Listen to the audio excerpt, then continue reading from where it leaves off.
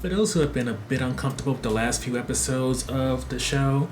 you can rejoice a little bit because Rudy, while he still has some perverted moments, mainly with Linnea,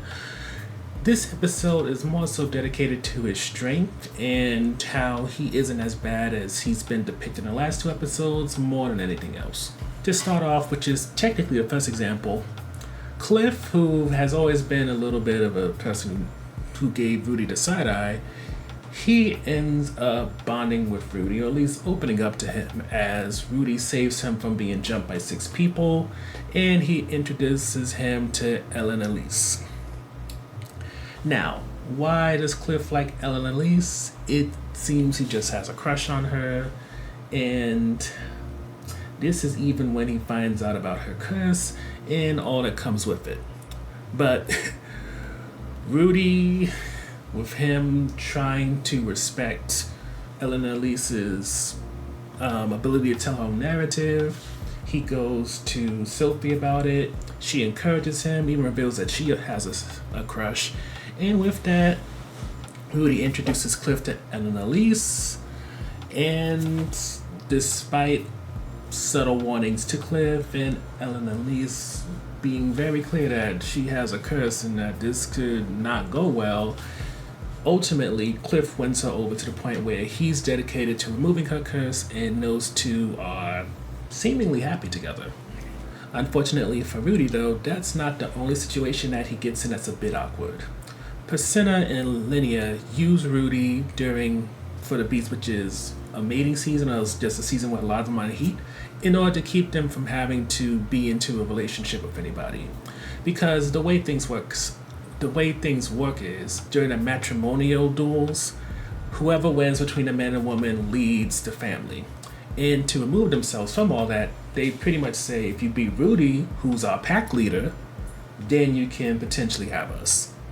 And with that, Rudy ends up having to beat up a slew of people. And in some ways, you can see that this is kind of a nice thing for him to do, because he doesn't complain about it at all. But considering his reward is technically Persona allowing Rudy to fondle Linnea's breast, and of course, as before, Linnea doesn't agree to any of this, it's still very perverted in a way that can be for some uncomfortable, but at the same time, it's very much on par with the Rudy that isn't existing in the extreme. Which leads to the last topic, which is Rudy meets Barigati, I think is the way you pronounce his name, and he is the fiance of the Demon Empress that we met in season 1. He wants to fight Rudy, especially after seeing everyone else get their ass kicked, and also because with his future wife praising him, being Rudy, and saying that he's like the second coming of Laplace, who started the Demon-Human War. Rudy's been talked up quite a bit, and now Barigati, who just wants to be called Batty, he just wants to be called by a nickname from now on. He decides, you know what, I want to feel your strongest attack. And when Rudy delivers that, Rudy is considered the winner of the duel, since he takes off 2 of Body's arms, which apparently makes him diminutive. Basically, it turns him into a kid, since seemingly with every arm he grows up in strength and also grows up physically to a more adult form. But it should be noted in return, even though Rudy won the duel, Body decides to also show off his strength, and all that really happens is that Rudy ends up with a swollen face. But I should note, during their conversation, and this is what led from them going to a death battle to just having a little, show me what you got, Rudy decides to name drop the Dragon God, the Man God, and luckily for him, this name dropping doesn't make things worse. And that's either because the Demon King, aka Body, doesn't know who these people are really, or because he simply doesn't care, so mentioning their name doesn't cause any offense. So getting to the review portion, I know that we haven't really been the most fond of Rudy, especially regarding the slave storyline and then the last episode storyline where things got beyond perverted and just got kind of rapey. But as someone mentioned, to kind of provide some clarity, one of the reasons why when it came to the girls, they didn't make as big of a deal of it as we perhaps thought they should is because with them being able to smell pheromones and all that, they knew that Rudy wasn't really turned on in some sick, twisted way. Hence why they kind of played it off since they knew he wasn't going to do nothing. And also why, as of this episode, they call him the pack leader since,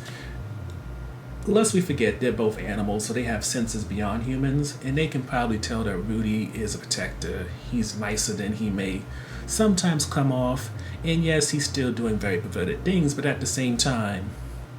he's also someone who kept all these men away from them so that they aren't forced into a situation where they have to be in a relationship since, again, the way that we're told about how beasts go into a mating season, whoever wins ends up the leader of the family. So it's a situation where even if the man loses or the woman, that means the other person, you still have to form a family with them, which seems very weird and probably explains why Linnea and Persina pursued that loophole to make sure that they don't have to participate at all. And at the same time, as much as it's kind of still weird that once again Rudy decided to kind of violate Linnea, well actually last time it was Persina, but now he did Linnea, but either way, you can't discount him doing that for the girls, or even when it comes to Cliff and Elena-Lise, how he handles that situation. Cliff has been a little bastard to him since we've met Cliff, and even before Cliff physically met Rudy, he was already not really feeling him. So for him to stop Cliff from being jumped by 6 people instead of just looking at it as karma, that's something. Him deciding to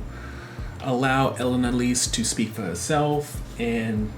control her own narrative, control her own life, and pretty much stay out of it. Again, it shows that as much as we can be very uncomfortable sometimes with how far Rudy is capable of going, at the same time, you can't deny that while Rudy may not be a good person in all aspects, he is making an effort to do so. In this episode, probably is the best showing of that, especially when you put in the past 2 episodes which showed how desensitized, how being different to a lot of things and situations, maybe because he recognizes the fantasy world, maybe because he sees potentially as a video game. It's all very hard to say, but either way, I feel like the balance has been brought back to the show. Which leads to the second topic, and it's something that's not really related to the episode, but I have to admit, I'm kind of wondering what's happening back in Asura with Ariel's brother Gabriel and also Darius. And the only reason why I'm thinking about this is because one of the things that hasn't really been resolved from season 1 is what happened after the patriarch of the Boreas Grey Rat family, Lord Soros, died, especially because if I remember correctly, he was assassinated or executed. So not touching on that isn't necessarily a big plot hole, but it is something that I hope that we revisit eventually. Overall, when it comes to this episode,